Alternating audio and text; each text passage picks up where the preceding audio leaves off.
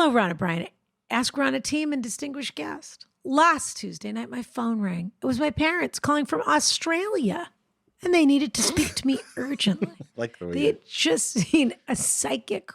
We should go to Australia together, because otherwise I just won't go. I would never go, except with you. I'll go with you. That's and if we're what doing I mean. a show I just or something, won't go. It just But doesn't. maybe they should invite us to that Melbourne festival or whatever. Oh, it I is. would do do they that, still do definitely. that? Well, we'd have to be invited. do they I still couldn't do just. No, I'm not going to show up. No, yeah, I'm just going to show up. Give me a break. No. I'll go That's to like San those Diego people who go if to, I want to like- go to Australia. That's like people who go to Sundance, but they don't have a movie there. It's like, what are you doing? What are you doing? Yeah. I'll just go to San Diego. Then they can tell me the difference. They had just seen a psychic who had told them that my 94-year. Whoa, hold on, back it up. Go ahead, Ronna. This is an urgent call in the middle of the night from Australia. They had just seen a psychic who had told them that my 94-year-old grandmother is going to die on Thursday. Well, Mimi, we could have bumped this to the top of the pile a little faster. Wow. The psychic added that I needed to be there with her so that she could pass peacefully. That was nice of them. Did the psychic offer to pay for your plane ticket? The most surprising aspect of this call is not the contents of their conversation with said psychic, but rather the fact that it's been 2 years since I last received a phone call like it.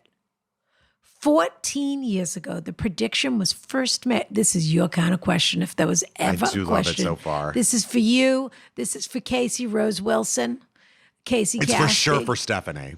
This is for Stephanie. This is for Danielle Schneider. This is for all the Heidi Rose Robbins fans out there. This is a cool-op question. This is a Matt Grassi question. Definitely. He's dying over this question, Matt Grassi. I love him. 14 years ago, the prediction was first made, resulting in my mother begging that my new wife and I delay our cross-country move so we could be there for my grandmother's final weeks when she was 80. Mm-hmm. I added that. Since we moved to the U.S. 6 years ago, there have been 3 other occasions where I was informed that my grandmother's death was imminent. Well, first of all, poor woman. it is. She's 94. She's like, why is everyone by my side again? Like, these calls are always accompanied by the subtle implication that I owe my family an attendance at her deathbed, and they are trying to do me the favor of sparing me the regret I would feel at missing that it. is so abusive, by the way. Quote, your mother It's- would do this. So in a minute, but it's so emotionally manipulative. Quote, she was there when you were born, my mother reminded me. Don't you want to be there when she goes? Nasty. I now have 3 young children, including an infant, and neither work nor finances. See, I said, did the psychic want to pay for your plane ticket? They're going to transfer 100,000 miles to you. I already know what this person should Qantas do. points. You go see a psychic or don't Yeah, and tell tell your them- parents the psychic said she's not dying on Thursday. That's so funny. Just do that. Oh my God, dueling psychics. I love it so much. I now have 3 young children, including an infant, and neither work nor finances allow for me to visit my home country at the drop of a hat.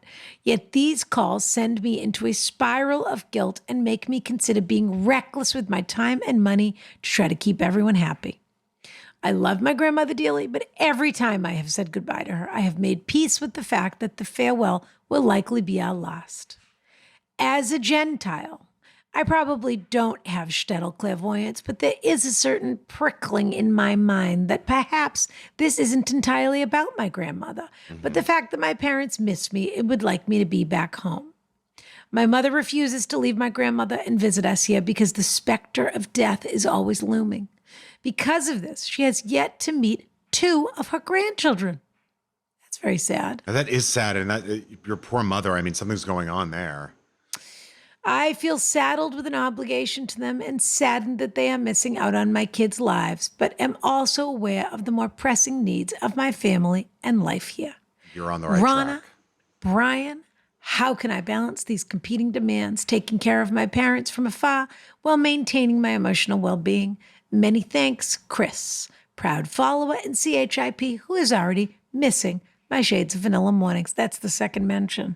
I get it. I'm working on it, okay? Yeah, come on. Shh. Fell asleep. There you go, Ronna. Waking up now.